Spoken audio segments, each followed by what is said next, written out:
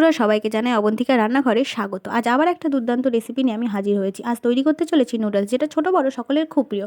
আর সেটা যদি বাড়িতে তৈরি হয় ও সুস্বাদু হয় তাহলে তো কোনো কথাই নেই। চাউমিন করার জন্য প্রথমে কড়াইতে জল দিয়ে একটু গরম হলেই 2 প্যাকেট নুডলস দিয়ে দেবো এবং নুডলসগুলোকে কিছুক্ষণ সিদ্ধ হতে দেবো। এইদিকে আমি একটা পেঁয়াজ নিয়ে সেটাকে ছাড়িয়ে টুকরো টুকরো করে কেটে নেব, আর 4টে লঙ্কা নিয়ে সেগুলোকেও টুকরো টুকরো করে কেটে নেব। লঙ্কা নিজেদের স্বাদ অনুযায়ী দেবে, কারোর বেশি মনে হলে বেশি এবং কারোর কম হলে কম। আমার একটু ঝাল ঝাল খেতে ভালো লাগে, সেই জন্য আমি লঙ্কা 4টে নিয়েছি। এদিকে নুডলসগুলো সিদ্ধ হয়ে গেলে ঠান্ডা জল দিয়ে খুব ভালোভাবে ধুয়ে নেব, যাতে একটা আরেকটার সাথে নুডলস লেগে না যায়। তারপর কড়াইতে 4 চামচ তেল দিয়ে তেলটা একটু গরম হলে একটু নুন আর একটু হলুদ দিয়ে দেবো, দিয়ে সেটাকেও তেলের সাথে খুব ভালোভাবে মিশিয়ে নেব।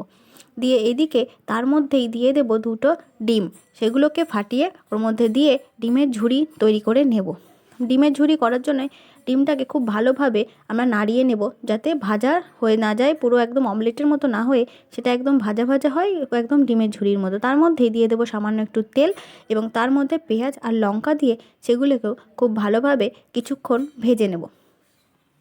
ভালোভাবে একটু নাড়িয়ে চাড়িয়ে ভেজে নিয়েই তার মধ্যে দিয়ে দেব সিদ্ধ করে রাখা নুডলসগুলো, এবং চামচের সাহায্যে, যেহেতু নুডলসগুলো ডিমের ঝুড়ির সাথে মিশছে না, সেই জন্য আমি 2টো কাঁটা চামচ নিয়ে খুব ভালোভাবে সেগুলোকে মিশিয়ে দেব। আর আমি যেহেতু হলুদ এখানে কম পছন্দ করি, সেই জন্যেই হলুদটা একটু দিইনি। আর এবার সেগুলো নুডলসগুলো এদিকে হয়ে গেলেই আমি এদিকে একটা শশাকে খোসা ছাড়িয়ে ভালো করে টুকরো টুকরো করে কেটে নেব, কারণ নুডলসের সাথে শশা খেতে খুব ভালো লাগে। এদিকে প্লেটিং করার জন্য প্লেটের মধ্যে নুডলসটা ঢেলে নেব এবং তার মধ্যেই দিয়ে দেব কুচি করে রাখা শশাগুলি, এবং তার উপরেই দিয়ে দেব টমেটো সস। এই দুটোর কম্বিনেশান এবং চাউমিনের সাথে খুব ভালো দুর্দান্ত লাগে।